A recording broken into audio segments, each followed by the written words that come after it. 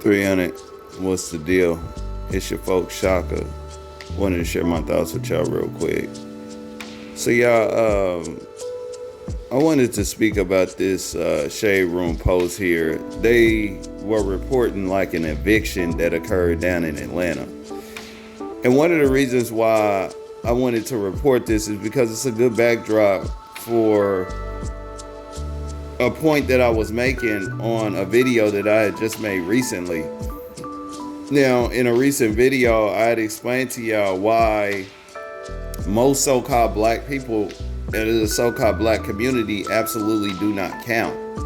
And one of the points that I had made in there is that, you know, the collective so-called black community, they like to go with the narrative and the myths before looking at the truth of the matter. And because of that, okay, that happens more it happens more than it don't happen. Okay, most of the time we just absolutely do not look at the truth.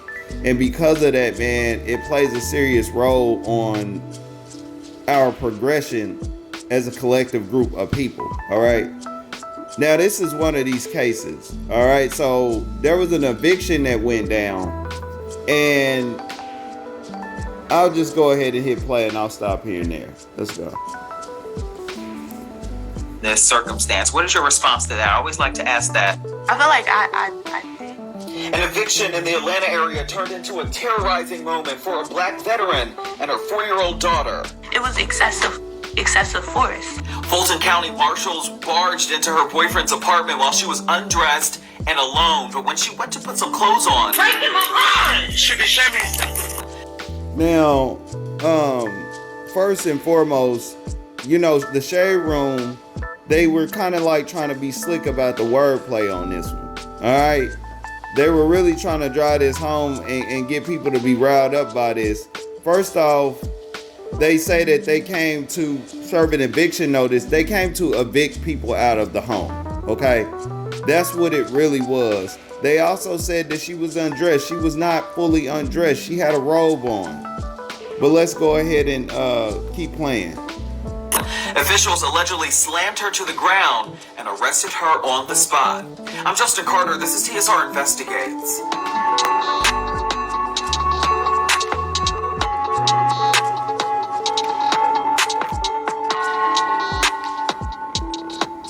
Joanna Baskerville was living in New Jersey at the time, but was frequently traveling to the Sandy Springs area right outside of Atlanta to go visit her boyfriend. She says that December 14th, 2021, it was a Tuesday. It started off as a normal day. She says her boyfriend went to work that morning. Around 11:30 that morning, she says that she went to go take a bath. And moments later, she hears a knock on the door.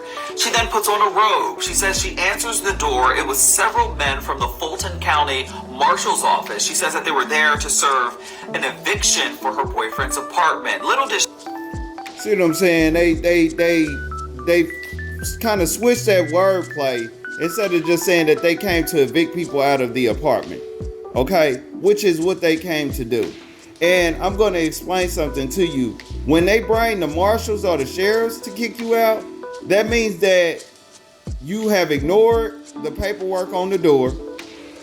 They had a court date more than likely for you. You ignored that. You didn't show up.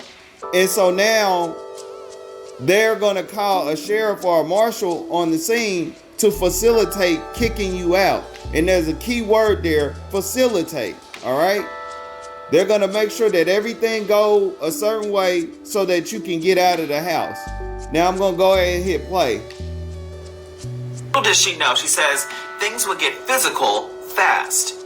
It was all caught on body camera video. Baskerville says that the marshals demanded she vacate her boyfriend's apartment immediately. She was noticeably upset in this footage. She says that she had no idea what was happening, so she called her boyfriend. I called him. I'm like, you need to get here right now. They're trying to kick us out. Now you see how the Shade Room host, he somewhat changed up the wording when they knew that she was about to go ahead and say that she had called her dude and they were there to kick people out, okay? You can see she had a robe on. She then rummages through some clothes, walks to a nearby bedroom, and shuts the door. Okay, so I'ma stop right there. Now I just told y'all that when they have the sheriffs and the marshals come out, they are there to facilitate you getting out. That means that you can't just go in a room and close the door. Okay? That's one of the reasons why they have them come out, because they don't know what can happen. What's gonna happen? Are you gonna be somebody that's gonna stand your ground because you refuse to leave? You know, are you gonna go into the room and get a gun? Whatever. You can't just walk into the room. Now, you notice that this girl, she didn't say, officer, can I go put on some clothes? Is it okay? She didn't say none of that. And the reason why is because this is how a lot of so-called black folks act in these type of situations, okay? It's almost like the whole, I need to conduct myself like an adult. It just turns off. And then all of a sudden, it's like they turn into these big ass kids that don't have any idea of what's going on around them and shit. So they just start doing silly shit. Like walking into the door and just slamming the door. But let's go ahead and hit play and see what happens. Don't close the door. Now? I'm putting clothes on and I'm naked.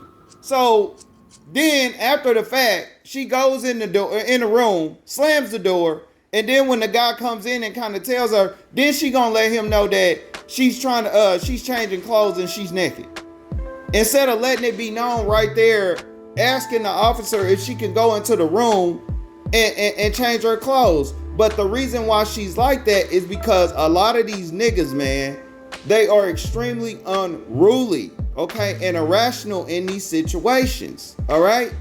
And a lot of so-called black folks can relate to this is because this is how a lot of these niggas act, man. But let's go ahead and keep hitting play. So, obviously you're not naked. I am naked. I want to see. Go to the bathroom and get dressed. Now, if you listen to what was said, he was just kind of like, okay, go ahead. Then she opens the robe and says, hey, you want to see? But this is all the stuff, like when you look in this comment section, I'm going to scroll it in a minute. All of this shit, niggas are ignoring all of these details because they want to go with the narrative that this woman was just a victim in the situation. This is extremely chaotic, man. Okay? You cannot get shit done when you got a community of niggas that get down like this and are thinking like this. Ignoring everything just so that they can sit in the fact that the black people are the victim. But let's keep hitting play.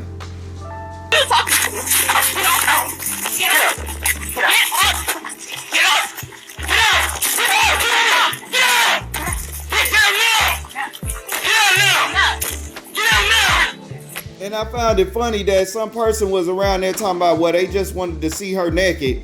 And this girl's flashing them. The cop actually started to arrest her when she did this. All right? He's like, you can't close the door. I'm like, but we're naked. I'm like, but I'm naked. I have to get dressed. He's like, I guess he yelled. He's like, well, go in the bathroom then. And then I'm like, what? I'm like, that's the bathroom is right. Now, see, they did that to show you how this woman just told a straight out lie. Okay, that is not how it played out. All right, but this is the type of stuff that goes on a lot in the so-called black community. Okay, and it's not even a situation where the cops are involved. You could be a so-called black person on the scene trying to work to get something done. All right, and this is or you're trying to put the community onto some type of game or something like this. This is how irrational niggas get. You know what I'm saying? Just so that they can sit in their victimhood. All right. Now I want to go through the comments here and kind of show you what a lot of these niggas are saying. This person is talking about sue them. Okay. Look at this shit. This is all most of these niggas know is we the victim. You know what I'm saying? The black community is a big ass baby crib. All right? Look at it. Trust me, she will be compensated.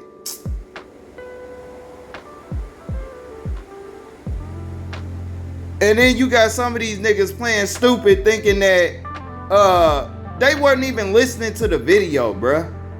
You know what I'm saying?